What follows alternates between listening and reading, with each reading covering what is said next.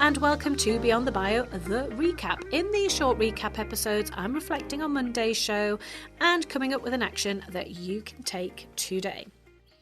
If you missed Monday's show, please go back and take a listen. You'll find the link in the show notes. Monday's show was a solo episode. I've not done a solo episode for a while, so it's quite fun to have a bit of a chat with myself, reflect on how things are going. No, in all seriousness, it was a solo show because I was wanting to reflect on my own experience of introducing the newsletter function within my personal LinkedIn page. So if you caught Monday's show, you'll know that I was feeling super inspired after coming back from the social media marketing conference in San Diego recently and learning a bit more about the newsletter function. So I always had it in my head, the newsletter function, it's for companies. And I do see quite a few companies using that function. And I feel like they're mostly a bit boring, or people are regurgitating their existing newsletter content and just repurposing it on LinkedIn. And to be fair, that's something that we did, but we realized that it was taking quite a lot of time to repurpose it. And we thought if people were hardcore Mojo fans, they're just going to subscribe to our main mailing list anyway, so why duplicate it? So we stopped doing that. But I did want to explore this concept of doing it as an individual because I like to try new features out on LinkedIn and I like to see what works. So I didn't waste any time. I literally wrote my very first post at the airport on the way back from the conference. At the time of recording this episode, I'm a few newsletters in. So it's still early days and this is just what's working for me at the moment.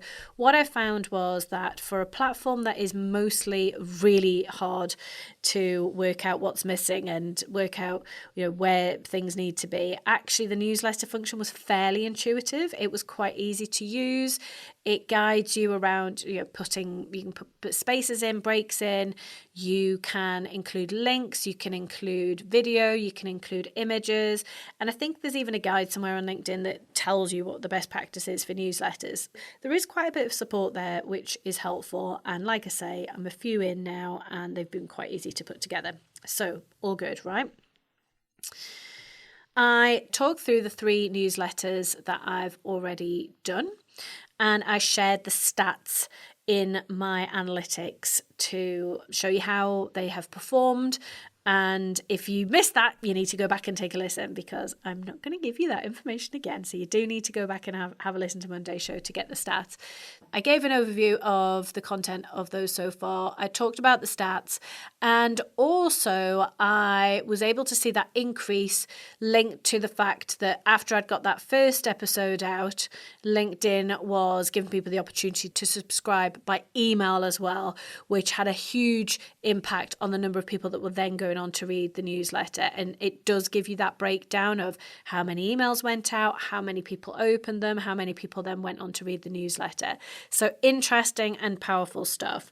We talked about consistency, and if you're going to do the newsletter, you need to be able to commit to whatever frequency you say that newsletter is going to come out, because otherwise you just lose credibility. If you say it's going to be weekly and then one week you do it on the Monday, the next week you do it on the Monday, the next week you do it on the Wednesday, the next week, you forget or you haven't got time, and then it's 2 weeks, then it's 3 weeks, that's not going to cut it. So commit to whatever you think you can actually do and stick to it and maybe try it out for a bit.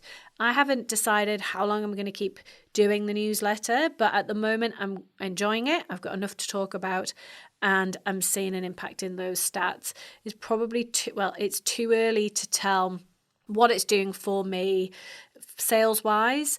That said, we're having a banging sales month at the time of this recording. So again, it's that maybe awareness piece. You're front of mind. You're reminding people, I need to get back in touch with them and talk to them about X, Y, and Z. So who knows? But at the moment, I haven't really plugged anything directly other than a short plug for our latest writing retreat. So too early to tell yet, but maybe that will be my challenge for the next newsletter so that I can be a bit clearer on whether it will convert to sales.